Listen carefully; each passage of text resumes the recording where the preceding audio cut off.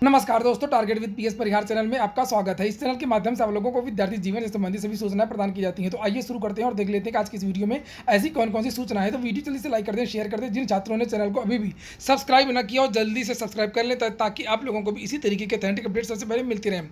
तो आइए शुरू करते हैं। सबसे पहले बात कर लेते हैं युवा मंच के छात्र अब दिल्ली में गरजे। क्यों गरजे? असल में युवा मंच जो छात्रों की जितनी भी समस्याएं होती हैं अलग अलग तरीके की सभी व्यक्तियों की उनको उठाता रहता है। ताज़ा मामला है Uttar Pradesh power corporation limited की एक भर्ती की, टेक्नीशियन की एक भर्ती आई थी। लगभग 41 पदों की ये भर्ती थी और उसका जो अधियाचन है अचानक से सरकार ने वापस ले लिया।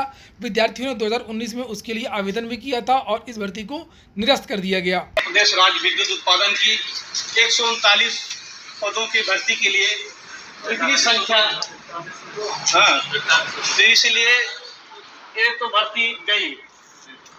इसलिए हम सभी, हमारी जो पुरानी भर्ती है 4102 जो मार्च 2019 में आई थी, इसकी बहाली के लिए हम सभी लोग आज यह प्रण लेते हैं कि अगर आगामी, क्योंकि 6 महीने बाद लोकसभा विधानसभा का चुनाव है, इसलिए हम लोग शपथ खाते हैं कि अगर माननीय योगी जी 6 महीने के अंदर अगर भर्ती नहीं निकालते तो हम सभी शपथ खाते हैं कि एक बेरोजगार एक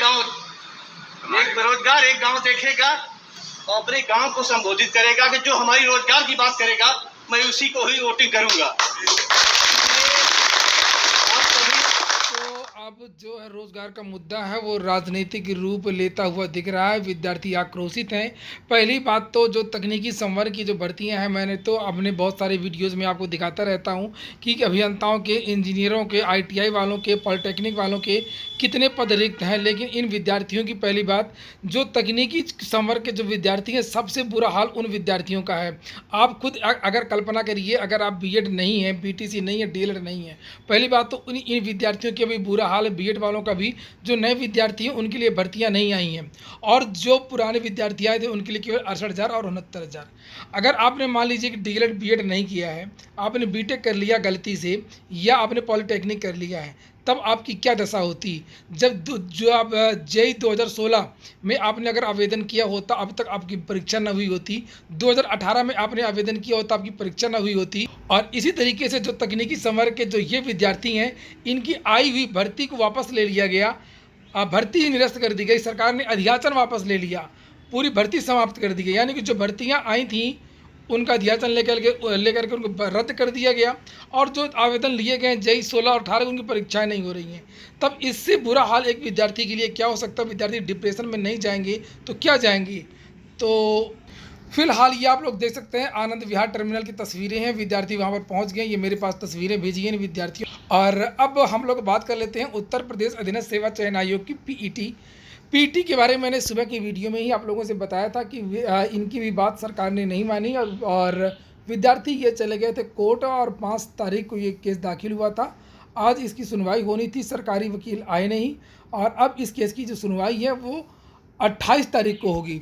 28 तारीख को जो भी अपडेट होगी मैं आपको दे दूँगा। फिलहाल आप लोग तैयारी करते रहिए। परीक्षा नियत ये समय यानी 20 अगस्त को होनी तय है। आज बहुत सारी कोर्ट अपडेट्स हैं और मैंने लोक सेवा आयोग की जो कोर्ट अपडेट सुप्रीम कोर्ट की मैं आपको बता ही चुका हूँ, पिछले 2018 वाली, और यूपीएसआई के बारे में भी बता चुका हूँ कि उसकी जो सुनवाई अब सोमवार को होगी। और जो अब अगली जो कोर्ट की अपडेट है एडेड जूनियर हाई स्कूल भर्ती की, इसके बारे में भी मैंने सुबह की वीडियो में बताया था कि आज इस केस की सुनवाई होनी है। आज सुनवाई हुई है और आज की सुनवाई का जो है वो ऑर्डर आ चुका है। ये मेरे पास ऑर्डर है। असल में विद्यार्थियों का कहना था कि जो स्नातक में 50% जो अनिवार्यता रखी गई है वो गैर कानूनी है। एनसीटीई ने 50% की अनिवार्यता को हटा दिया गया है, तो पीएनपी को ये नहीं रखना चाहिए। ये देखिए, ऑनरेबल राजेश सिंह चौहान जस्टिस हैं, इनकी बेंच में सुनवाई हुई है और अब इस केस की जो सुनवाई है उसकी जो डेट है वो लगा दी गई है 9 तारीख। और इस बीच में 3 हफ्ते का समय दिया गया है। लिखा है अपोजिट पार्टी को let the counter affidavit be filed with in a period of 3 weeks. 3 सप्ताह में जो है एफिडेविट लगा करके देना है और बताना है। और लगभग पूरी पूरी उम्मीद है कि जो फैसला है वो विद्यार्थियों के पक्ष में आएगा। विद्यार्थियों ने बहुत तगड़े तगड़े साक्ष्य लगाए हैं और एनसीटी ने प्राथमिक शिक्षक भर्ती ने सभी भर्तियों में जो स्नातक की अनिवार्यता है वो हटा दी गई है। पता नहीं किस तरीके से नोटिफिकेशन जारी किया गया एडेड जूनियर हाई स्कूल भर्ती का, और 50% की जो अनिवार्यता है वो रख दी गई। सबसे ज़्यादा नुकसान उन विद्यार्थियों को हुआ जिन्होंने बीएड किया था परास्नातक के आधार पर। इसके बाद में जो अगली सूचना है, उत्तर प्रदेश सरकार के 4 लाख सरकारी नौकरी के पोस्टर कर्नाटक में, और इसका अब जो टीवी चैनल हैं वो अब कुछ ऐसे चैनल हैं जो सही खबरें देने लगे हैं, जिनमें से आज तक यानी आज तक का एक चैनल है यूपी तक जो न्यूज़ चैनल है उसने इस पूरी चीज़ का पोस्टमार्टम किया है और बताया भर्तियों के बारे में। ये वीडियो आपको देखना चाहिए।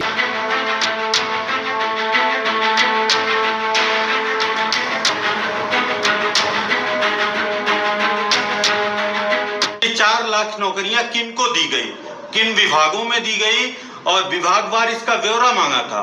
सरकार के कार्मिक मंत्रालय, मुख्यमंत्री कार्यालय दोनों ने जवाब दिया था कि इसकी सूचना हमारे विभागों में, हमारे मंत्रालय के पास नहीं है। ये तस्वीरें देखकर लेखपाल दुर्गेश चौधरी की याद आ गई, जिनका वीडियो हाई रेजोल्यूशन में शूट किया गया था। वीडियो में वो बता रहे थे कि कैसे वो लेखपाल बने, योगी सरकार को धन्यवाद दे रहे थे। हालांकि भर्ती उनकी सरकार के बनने से पहले ही हो गई थी, लेकिन सच्चाई जब सामने आई तो जो लेखपाल साहब नेपाल की ओर भागे, आज तक उनका पता नहीं लग पाया है। कुछ ऐसा ही मामला एक बार फिर सामने आया है। नमस्ते, मेरा नाम है गौरव कुमार पांडे और आप देख रहे हैं यूपी तक।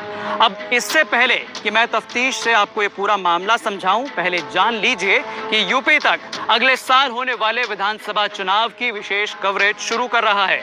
यूपी किसका, यानी हर दिन चुनाव से जुड़ी रिपोर्ट्स, एनालिसिस, लाइव कवरेज और एक्सक्लूसिव जानकारी वाले शिशिरा रुद्रप्पा नाम के एक वकील ने होर्डिंग की तस्वीर अपने ट्विटर पर पोस्ट करते हुए लिखा कि कर्नाटक में यूपी चुनाव अभियान शुरू हो गया है। उस तस्वीर में एक पोस्टर लगा हुआ था जिसमें योगी सरकार द्वारा 4 लाख नौकरी देने का दावा किया गया। ये पोस्ट जैसे ही वायरल हुआ, उत्तर प्रदेश सरकार में सूचना एवं जनसंपर्क निदेशक शिशिर सिंह ने ट्वीट कर डीजीपी और उत्तर प्रदेश साइबर पुलिस को टैग करते हुए ये दावा किया कि ये तस्वीर फर्जी खबर है। उन्होंने कहा कि कर्नाटक में ऐसी कोई भी तस्वीर या पोस्टर नहीं लगाई गई है। बाकायदा उनकी फैक्ट चेक टीम ने इसे फर्जी भी बता दिया। लेकिन इसके बाद वकील साहब ने दोबारा एक ट्वीट किया जिसमें पोस्टर हटाने का काम चल रहा था, और फिर ये तो साफ जाहिर हो गया कि फेक न्यूज कौन फैला रहा है। अब यहाँ सिर्फ एक यही मुद्दा नहीं है, बल्कि सवाल ये भी है कि क्या वाकई सरकार ने सूबे में 4 लाख नौकरियां दी हैं, और अगर दी हैं तो क्या सरकार के पास उन नौकरियों का हिसाब कागज में भी है। आखिर इसमें कितनी सच्चाई है, इन सवालों का जवाब देते हुए देश भर में बेरोजगारी का मुद्दा उठाने वाली युवा हल्ला बोल की टीम के संयोजक गोविंद मिश्रा ने हमें बताया कि तमाम ऐसे पोस्टर जो अलग अलग राज्यों में चुनाव को देखते हुए लगाए गए हैं, उन पर 4 लाख नौकरियों का दावा फर्जी है। योगी सरकार से जब आरटीआई के माध्यम से 4 लाख नौकरियों पर सवाल किया गया तो ना ही इसका जवाब उनके पास है, ना ही उनके संबंधित विभाग के पास। उनका कहना है कि सबसे बड़ी फेक न्यूज तो ये खुद फैला रहे हैं। इसीलिए उनकी टीम ने दिल्ली, यूपी में जहां बड़ी संख्या में पोस्टर लगे हैं, वहां फेक न्यूज का एक और पोस्टर लगाकर लोगों को जागरूक किया। 4 साल में निकली हुई 24 भर्तियों में से 22 भर्तियां पेंडिंग थी। हमने सरकार से कहा कि सरकार प्रचार पे नहीं, रोजगार पे ध्यान दे। हमने ये नारा दिया था, लेकिन इस समय वर्तमान स्थिति में भी सरकार अपनी करतूतों से बाज नहीं आई है। आज दिल्ली से लेकर कर्नाटक तक लगातार 4 लाख की नौकरियों की बात कही जा रही है, जबकि हम लोग फरवरी के माह में ही ये पब्लिक डोमेन में रख दिए थे कि ये 4 साल में 4 लाख नौकरियों की जो बात थी वो फेक थी।